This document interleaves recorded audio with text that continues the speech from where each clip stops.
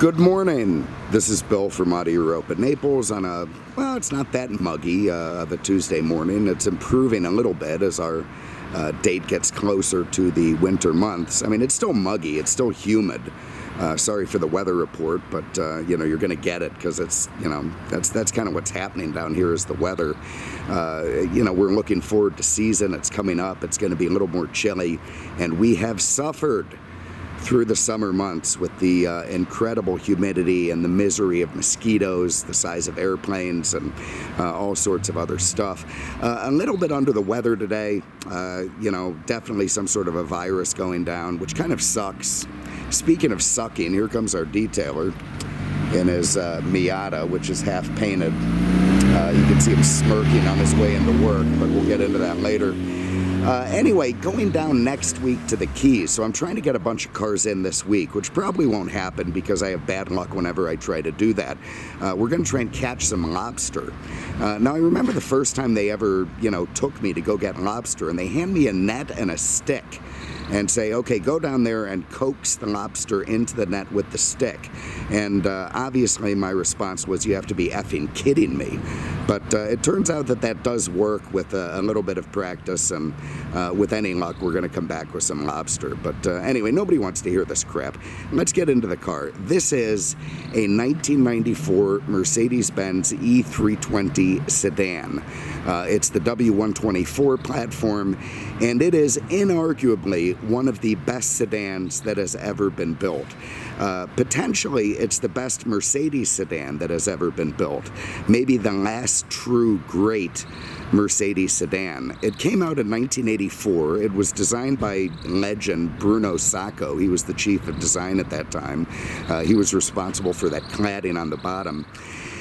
And it sort of modernized the sedan world. It modernized the car world in many, many ways. In fact, compared to what was out at the time, this car was a sea change. It was completely different. It has much more in common with a modern car than it did with other cars at the time that it was made.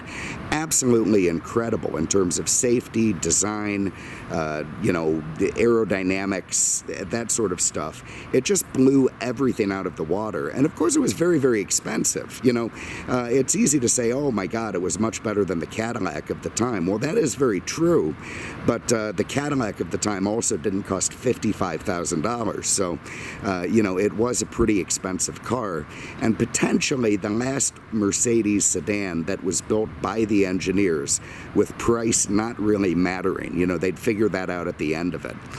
You can see the design is gorgeous. It harkens back all the way to 1984. It was gorgeous and different and modern, and very, very much, the sort of rebirth of the automotive world. I mean, if you remember with all the gas stuff in the 70s and 80s, cars really took a crap. Absolute crap. There's Marty with a fantastic haircut and great shoes. Nice to see you, Marty. Anyway, cars were really crap in the 70s and 80s. The Arab gas stuff, the fuel economy, the crash standards, it all kind of collaborated to really put a hurting on cars. And car magazines were even lamenting the end of the performance car. They said, what the hell are we going to cover here? Everything's crap these days. And along comes the 124. Now, it had really big shoes to fill. If you remember, what it replaced was the W124 Mercedes, and that was they're most famous for the diesels, the 4-round headlamps, at least here in the US. And that car was truly, if not one of the best, if not the best sedan of all time, it may even be one of the best machines of all time. I mean, even going outside the car world and into the world of all mechanical contrivances. I mean, that thing was just incredible. So this car had really big shoes to fill, and fill them it did. And, it did so in a way that just modernized everything, gave all the other car companies something to shoot for, and just absolutely rebirthed driving excitement in a 4-door pedestrian sedan. You can see it as a very basic 3-box design, with incredible crumple zones front and rear. Safety has more performance patents, or safety patents than Saab, Volvo, and almost every other company combined. And they've never enforced one. They don't mind when their safety stuff gets out there, which is to their credit. It has a trailing link rear suspension, multi-link, that was years ahead of its time. I mean, when it came out, only basically race cars and Ferrari was using anything similar. Had a 4-speed automatic, had an inline 6-cylinder that finally progressed to the dual overhead cam variety in this car. And is just, even though it was designed with function over form, I mean, the engineering function definitely ran the show, and the design came afterwards. Bruno did manage to give it one of the most handsome sedan designs of all time. And a testament to that is that here it is, 30 plus years later, and the car still looks good. It still looks modern inside and out. And that's just absolutely fantastic. Anyway, let's just get into this thing. We're going to start with the trunk. I think the rear end of this car is the best looking part of it, without question. I mean, really, really handsome. So to open that, we just give this guy a little poke. Up it comes. All very Teutonic and simple. This is really before they got into things like, electric trunks and, all kinds of stupid stuff. That's great and convenient, but it isn't really about the engineering.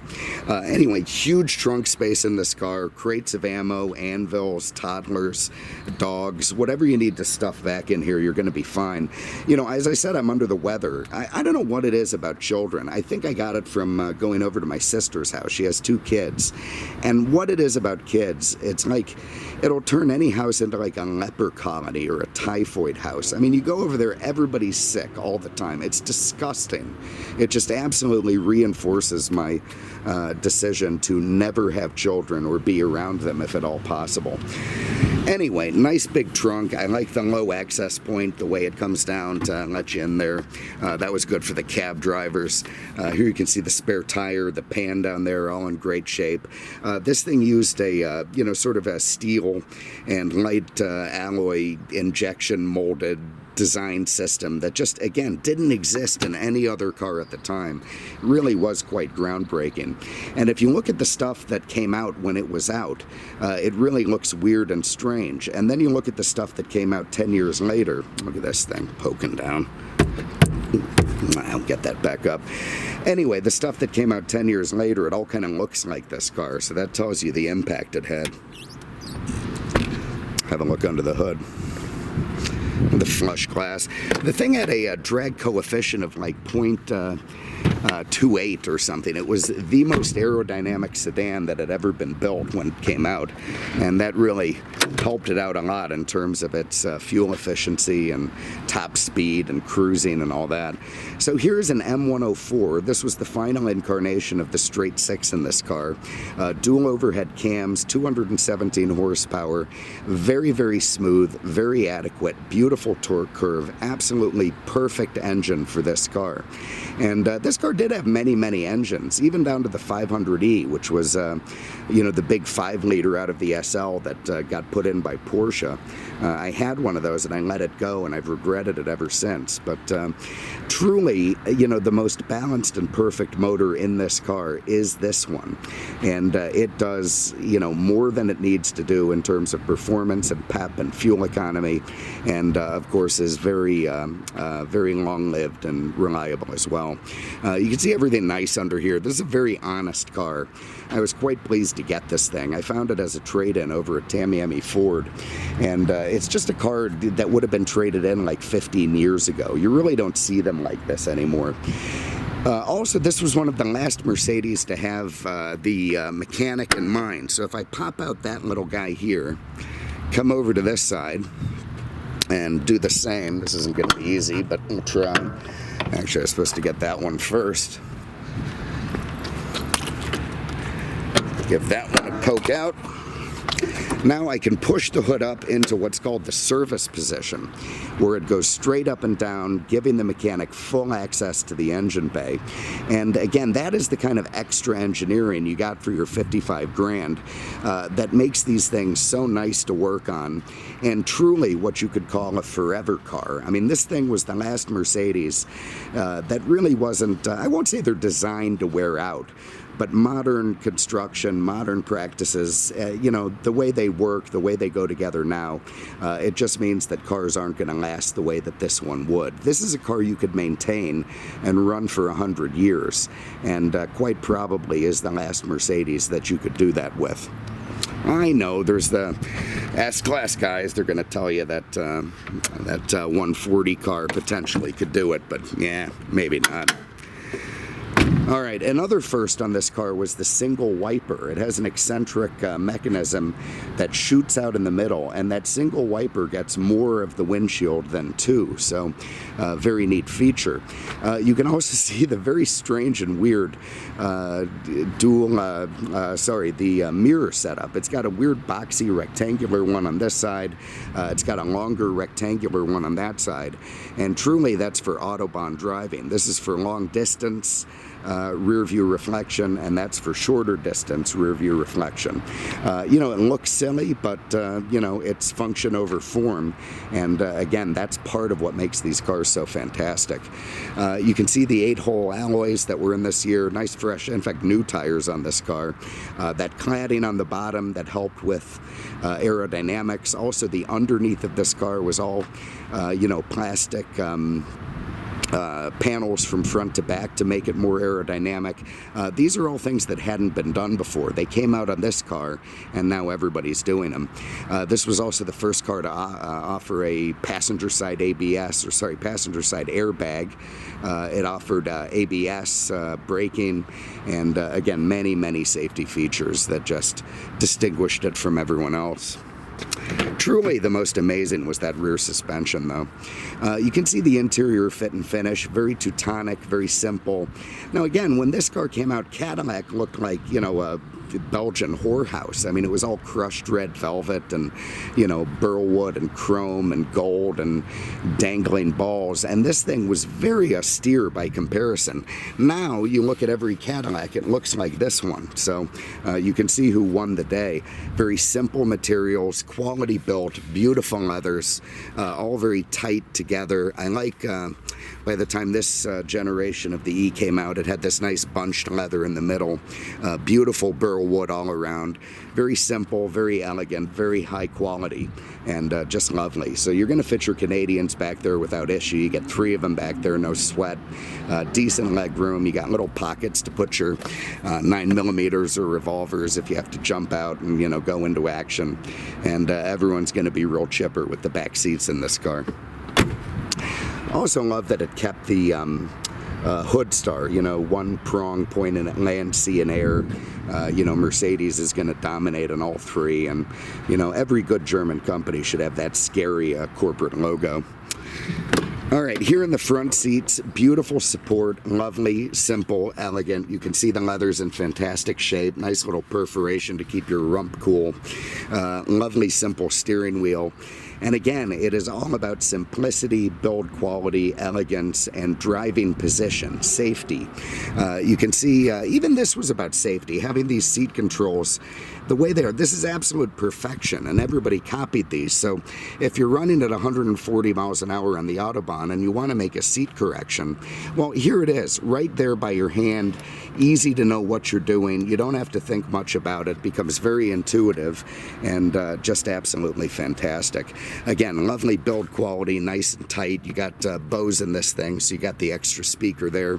You can see the material starting to peel off the door pan a little bit. Kind of famous for these cars. You know, I could get into trying to fix it, but you know, why bother? Let the car just be honest. Let it be what it is. And again, it is exceptional for a car of this year. Let's hop in. Eventually get the keys out here. Door closes like a bank vault. Truly the last Benz to do that. Fires up with an absolute, you know, very quiet, very proper, very lovely. You hear that an engine is running, but it's more of a suggestion than anything else. Let's get the climate control going. It is miserably humid. Okay, a nice simple instrument cluster. You've got your 160 mile an hour speedo. This thing would run at 140 when it came out even back in the 80s, which I think made it the fastest production sedan when it came out. It was actually eclipsed by the diesel, I think, which ran a little bit over that. This car in a diesel.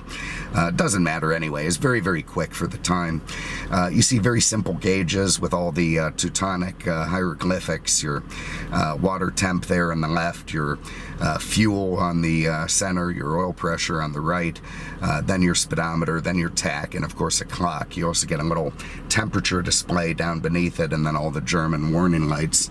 You got your light switch over there, which could have been out of a 1950s Benz. They're pretty good about making all their controls and whatnot. Yeah, it's sort of down through the years. So even if you've only, what do we got? We've got a light out. That's wonderful.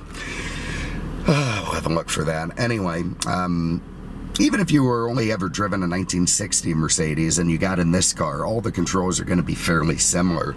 Over here, God, that's good cold air conditioning. Beautiful wood, true wood, you know, each piece labeled and made by craftsmen back then. Of course, that's all changed. Now it's all just mass-produced crap. It's fine, but it's not what it was. It's not what it was when this car came out. Very ridiculous climate control in terms of how the hell do you use it. You got your defrost. This is going to run air out the center and the top. How you'd know that, who knows, but that's what it is. This one just runs air out of the center vents. This one runs air out of the center vents, but with no compressor, no air conditioning. Of course, that's everything off. This is your thermostat roller, so you can go from cold to hot with that. Low fan, high fan, automatic. Here you've got your rear defrost. If your rear headrests are up and you can't see when you're backing up, press that, it'll lower them. This recirculates the air conditioning. That's your hazards, that's your rear light. All very simple stuff.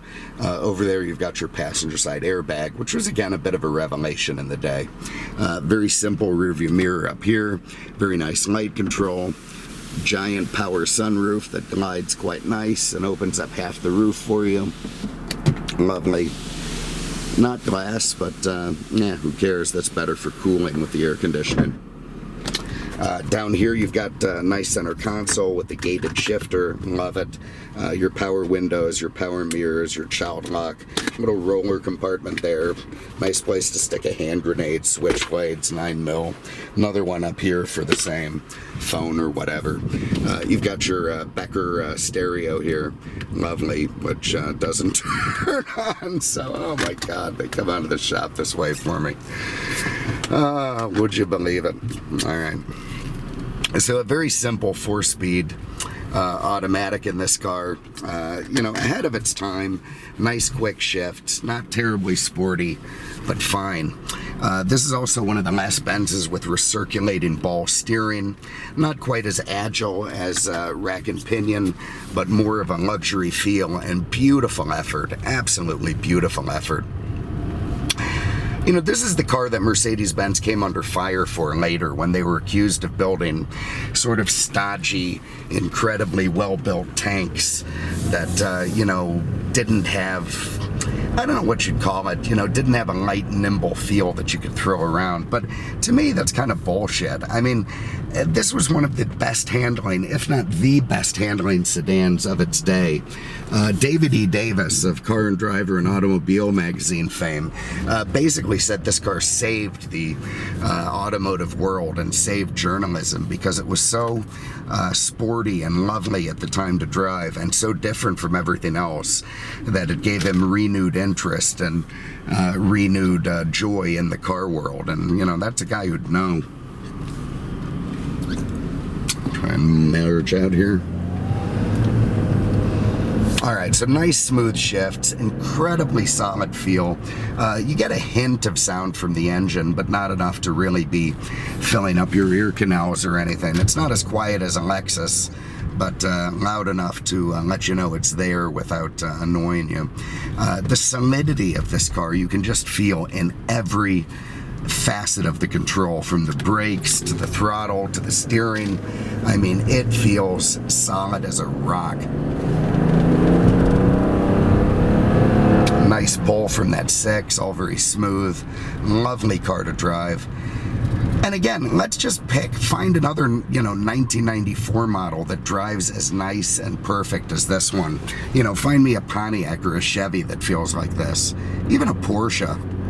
There's nothing out there. There really isn't. Nothing at all. You'd have to get into like a Rolls Royce or something. And even then it would have to be incredibly well maintained. What a fantastic sedan. Incredible turning radius in these cars. Nice smooth power through the rev band. Just lovely, made for interstate cruising. So there it is, 1994 Mercedes-Benz E320. This is one of the most honest and lovely ones that I've seen in years. You just don't find them this nice anymore. It's got a few little bits and pieces that aren't right, but all in all, it's just absolutely incredible. If you have an interest, give us a call, 239-298-8000, on the web at aenaples.com. I'm going to go relax, try and regain my composure, try and heal a little bit, maybe have some whiskey, see how things go. And if they go well, I'll stay. If I feel miserable, I'm getting the hell out of here. Thank you very much for having a look. We appreciate it. We'll see you with the next one. Take care.